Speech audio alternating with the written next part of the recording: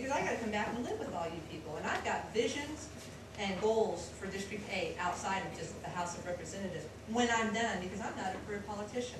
I'm going to go there, do my job, be the watchdog, bring the information back to you. We're going to change this country right here, starting in District 8, and I'll tell you how.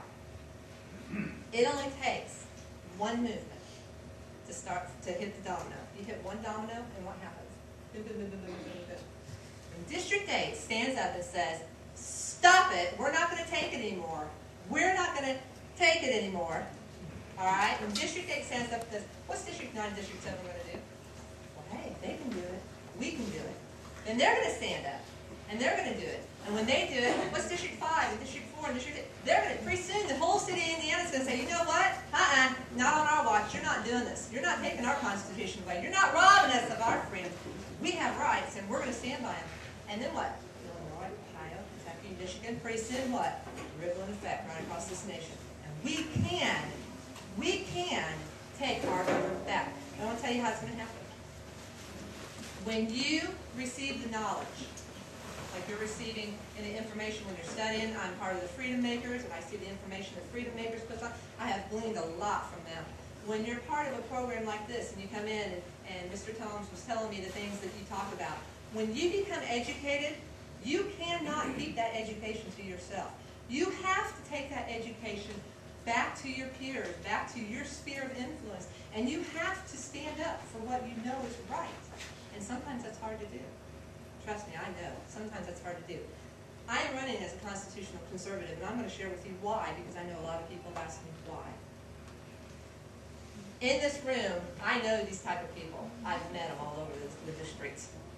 In the 2008 election, you remember how that McCain and Obama and Clinton were running, right? And Rush Limbaugh instigated this thing called Operation Chaos. He said, you know what? We know, somebody knows what I'm talking about. We know McCain's got the GOP nomination, but we want to make sure that if something happens he doesn't get it, or if he's got to run against someone on the Democratic side, we want a voice in that. We want to say who we want if it's not going to be our guy. And so he asked for people just to switch party lines and vote for Clinton. And I did that. So up until about a month and a half ago, I was on the GOP ticket. But when I went to file my candidacy form, and the funny thing is, you're going to love this. The GOP doesn't know that there's other people besides me that are on their ticket right now that have done it. So they're going to have a lot of fun in January when they find out that I'm not the only one. The only thing is, I'm this real organized, chaotic, crazy person about having all my ducks in a row. So I filled out my candidacy forms as soon as I decided that I was going to run.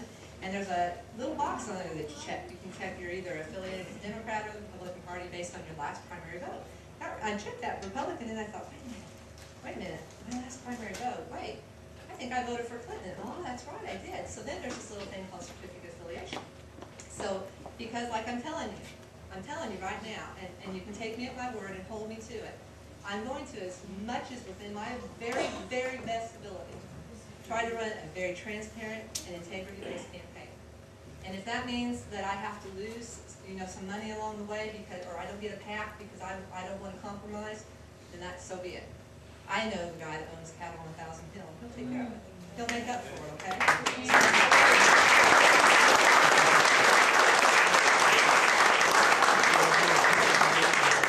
I'm not worried about the Democrats coming after me because I know the angels that stand 12 feet in front of me and 12 feet behind me. I'm not worried about it. This is a spiritual battle.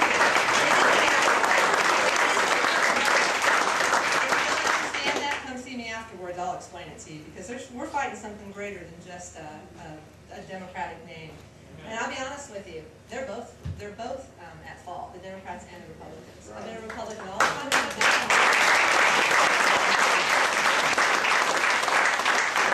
They're both at fault. I went to that Washington, D.C. rally that I love Michelle Bachmann, I met her. I went to that a couple of weeks ago, all right? I got up there. This whole rally was about no health care, no health care. We don't want taxes. We don't fix what we've got. Open the interstate. Let us buy insurance across the line. Get some tort reform going. Do something like that. Went up there. It's supposed to be about no health care. Anybody else in here go besides us? Got up there. It ended up being a Republican rally. Every person that was running for office. Yeah, you went, didn't you? Every person that was running for office as a Republican gave the same spiel for about 5 minutes and then brought out their side of the health care. Now let me say this. I am not trying to bash on either party. We are Americans first. Right. Then, you should be confident together. But the thing is that there's corruption on both sides. There's good people in everything, and there's bad in everything. And that's just the way it is. So I'm running as a constitutional conservative because I don't care if you're Republican, Democrat, or Independent. I want to represent you no matter what you are because you're an American citizen. And that's the way I feel about that.